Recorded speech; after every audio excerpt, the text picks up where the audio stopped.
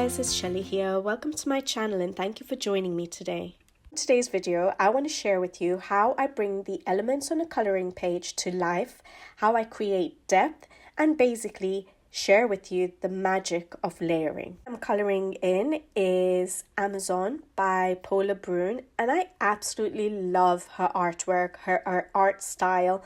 And this is my first coloring page, or first page I'm starting to color in this particular book. I've colored in her other book, Animaux de Bois, and I absolutely enjoyed the process of coloring in it. I loved how my pencils were working on the paper. It's absolutely a stunning book with regards to quality and art style as well.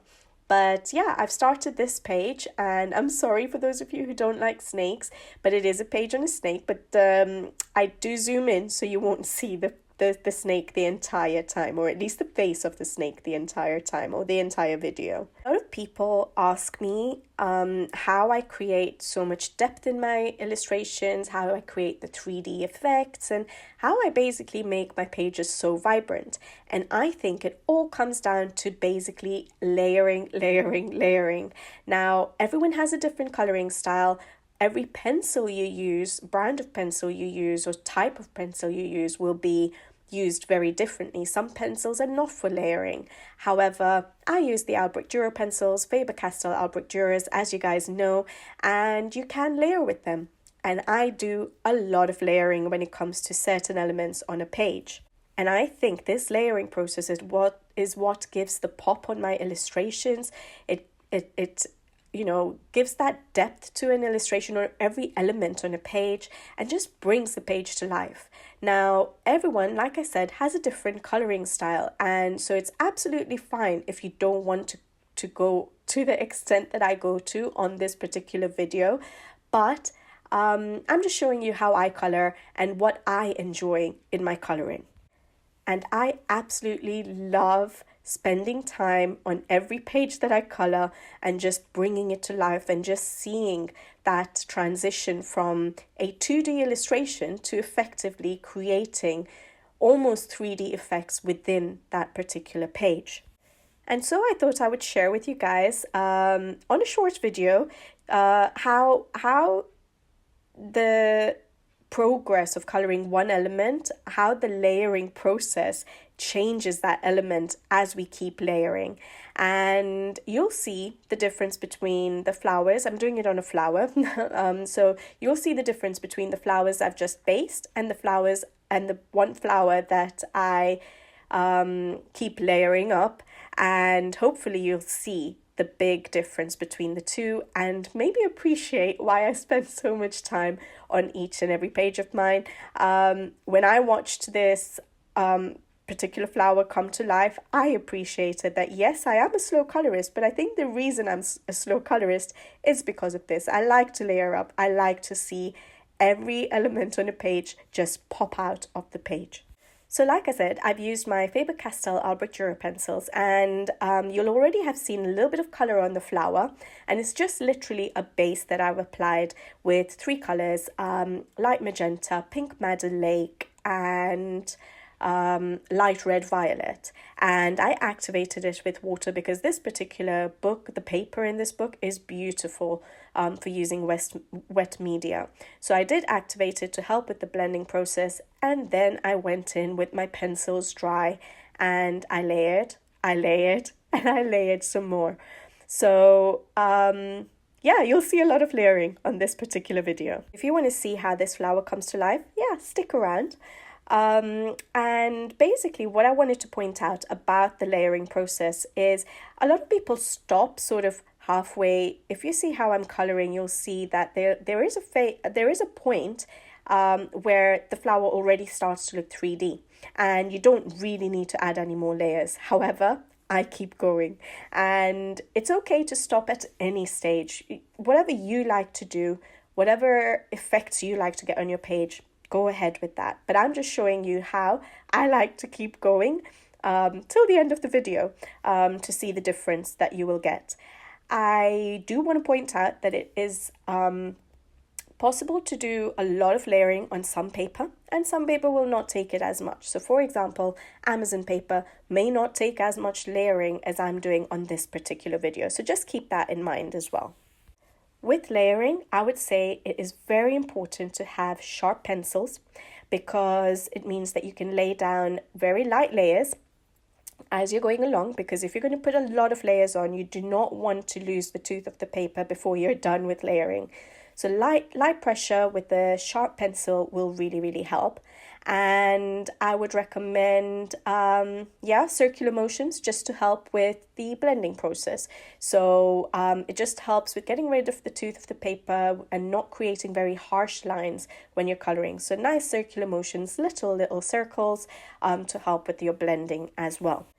I personally usually tend to start with sort of a mid-tone color as my first color, and I start working from the areas where I want to have the darkest shadows or the darkest color, and I work towards my light area so that I don't lose too much of my highlight areas. As I've mentioned before, a contrast between your dark areas and your light areas also helps your illustrations pop or your coloring pop. And so you want to try and maintain your highlight areas as much as possible throughout your coloring process, so you don't lose it too early on. You can always add color very easily, but not remove color as easily. So I like to try and maintain my whites of the paper in the highlight areas for as long as I can, and then if I need to add more color in those areas, I can always do that. So I start with my mid-tone color in the shadow areas, and then I go into the light areas with my lighter tones. And then I start building up the layers. So I start using my dark tone in the shadow or dark areas. And then I may go back and forth between pencils. You may see that I'll go back to my mid-tone color, back to my light tone color to help blend all those layers that I'm creating together. And I'll go darker and darker in the dark areas. So my mid-tone, I sort of used as Pink Madder Lake, and my light tone was the light magenta. They're both quite light colors, but the reason I did that was because my other mid-tone color was a light red violet, which would have given a slightly less pink tone than I wanted for this flower. So I first wanted to lay down my pink color, Pink Madder Lake, and then I went over it with the light red violet. And then my dark tone was magenta, and I limited those to the dark areas. And then I went even darker and I used a shadow color of dark indigo.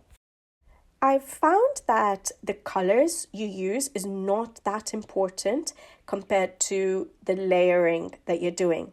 Meaning that for the shadow color in this particular instance, I used dark indigo. However, I could have even used Payne's Grey to give a nice shadow. I could have used a brown, like a walnut brown, to give me a good shadow. I could have even used a purple tone, like mauve, to give me the dark shadow area. So you could try them out and see what color you like for that particular illustration. Any of those colors would work. Even the Caput Mortem Violet would work, for example. So I'm just giving you an idea that yes, you could use any sort of dark tones to create the shadow areas, but you just have to work with the layers. So for example, I did put dark indigo. However, I went back over with my dark pink color or my dark color, which was the magenta. So it tones down the bluish tone of the dark indigo, yet we get the deep shadow that we want. Now, a lot of people stop at using maybe a few shades of the color that you're doing. So for example, I'm using pink. So they use a dark, a medium tone and a light tone. And they leave it at that. And that's absolutely fine. You can even do straight coloring and that's absolutely fine.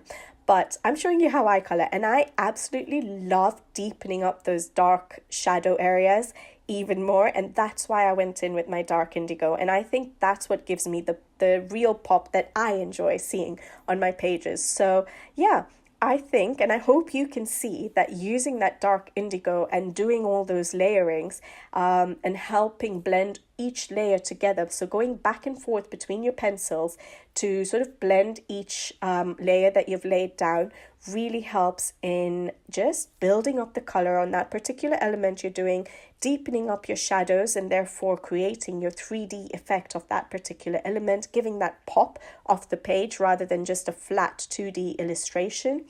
And also intensifying your colors. You will see as I go along and keep adding the layers, you'll see that the colors just get more and more vibrant. And a lot of people do comment on saying that my colors are so vibrant, they're so bright. And I think it comes down to the layering, because if you see, as the video goes along, the colors I use are exactly the same. I'm not putting much pressure. I'm still using light layers all the way till the end, other than when I come to using my white pencil and I try and burnish everything and sort of just smooth out the edges of my lightest tone going into my highlight or white area of that particular flower petal. So until I use my white pencil, I'm using very light pressures. So the vibrancy and the intensity of the color is just coming by the number of layers I'm putting down.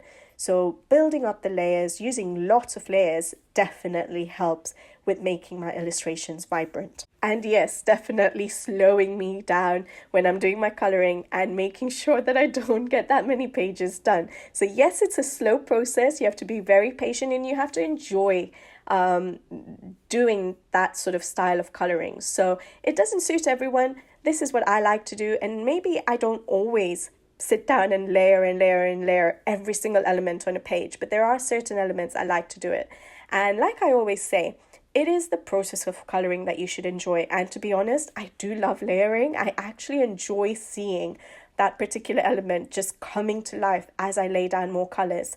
And looking at the based flowers without any layers and looking at the flower I've colored with layers, I absolutely love the difference between the two flowers. So yes, I enjoy the process of doing the layering, but I also enjoy the end result. And I think that's what's important. So I'm just showing you the magic of layering and why I love it so much, but it may not suit your style of coloring, but I thought I'd share it with you anyways, in case it is something that you would like to try out and see whether it's something you enjoy or not. And like I said, not all pencils work this way. Something like Prismacolors, for example, doesn't work with so many layers, I think, from what I've heard. So yeah, you just have to experiment with the pencils you have, experiment with the style and see what you enjoy doing. But hopefully you guys enjoyed watching my process. Even if you don't like layering, hopefully you saw from my point of view why I find layering so magical and why I feel it creates that pop on the pages that I like to achieve. But yeah, hopefully you enjoyed it, and I'll be back with you guys again soon. Until then, take care, thank you for watching, and happy coloring. Bye bye.